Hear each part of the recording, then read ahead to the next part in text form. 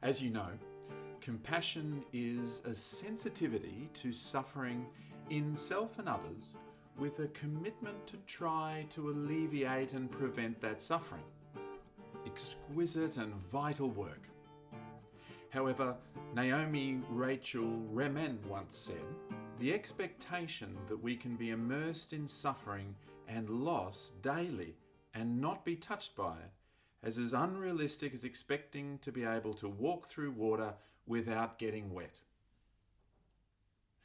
Hi, I'm Dr. Stan Steindl, and I'd like to explore the experience of compassion fatigue and how it might be conceptualized through our theoretical framework of the compassionate mind. I might even say something slightly controversial later in this video, and then discuss what we might be able to do to help ourselves when fatigue sets in. The term compassion fatigue was first used by Dr. Charles Figley when he experienced it in himself while deployed with US forces during the Vietnam War. He described it as a state experienced by those helping people or animals in distress. It is an extreme state of tension and preoccupation with the suffering of those being helped to the degree that it can create a secondary traumatic stress for the helper. Compassion fatigue is a fatigue, exhaustion, depletion, numbness, and irritability, tension, and stress that can be experienced in the context of compassion for others. It really is to do with this flow of compassion, and so it's an important consideration for those in caring and helping roles and professions. So, if we think about compassion from the perspective of the compassionate mind, then it can be worth considering the 6 attributes of compassion and how these might help in alleviating or preventing compassion fatigue. The 6 attributes of compassion are sensitivity, non-judgment, care for well-being, empathy, sympathy, and distress tolerance. And all of these can be developed in order to support and maintain a compassionate motivation. We are sensitive to notice suffering. We maintain an attitude of non-judgment, and we hold a wish for the care of others' well-being. And while all 6 may be very relevant in managing compassion fatigue, I thought I'd discuss the last 3 in a little more detail: empathy, sympathy, and distress tolerance. First, empathy.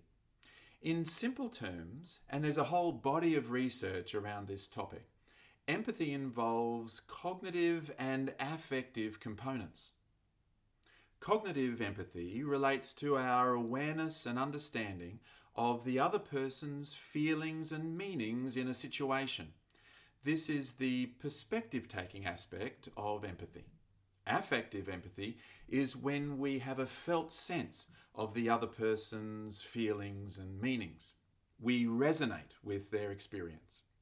We can empathize with a person's joy. But in the case of compassion, we're empathizing with a person's suffering. As you can imagine, empathizing with another person who is suffering can be very difficult and painful, and over a long period of time can be very fatiguing. Second, sympathy, where empathy is an understanding or resonating with another person's feelings. Sympathy is more of a feeling of our own, where we feel personally moved or touched by another's suffering. It can be a feeling of sympathetic concern or sorrow or dismay for another person and all that they're going through. And while some have seen sympathy as a bad thing in the helping and caring professions, from the perspective of the compassionate mind, sympathy is that response within ourselves that can also motivate us to try to be helpful. It can be the link from empathy to action.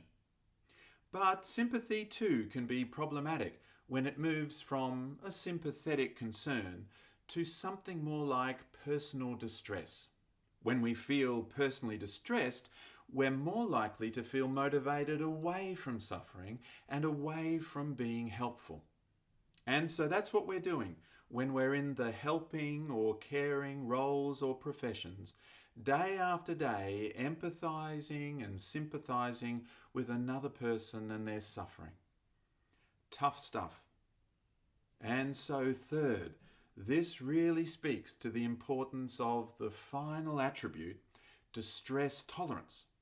As part of the compassionate mind, we develop our ability to tolerate, manage, or soothe our own distress. Triangles are often touted to be the strongest shape, and so it is with empathy, sympathy, and distress tolerance. So, what does all this mean? Well, it means keeping the self in mind, one for you, the person suffering, and one for me, the person helping. We are all living our own lives. I'm not there to take responsibility for another's suffering, nor am I completely able to take their suffering away. Helping others can be difficult sometimes, and yet I will still try to do the best I can to be helpful.